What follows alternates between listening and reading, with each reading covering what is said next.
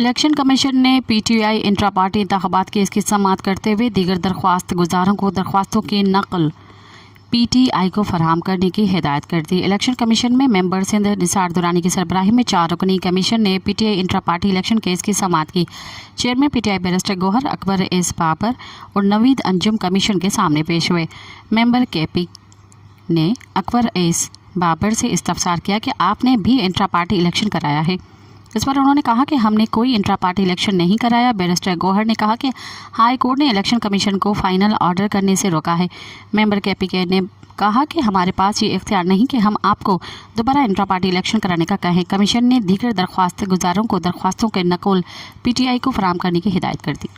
मज़ीद ख़बरनि ऐं तफ़सीलात लाइ विज़िट कयो असांजी वेबसाइट www.awamiNewsHD.com ऐं ॾिसंदा रहो अवामी न्यूज़ HD।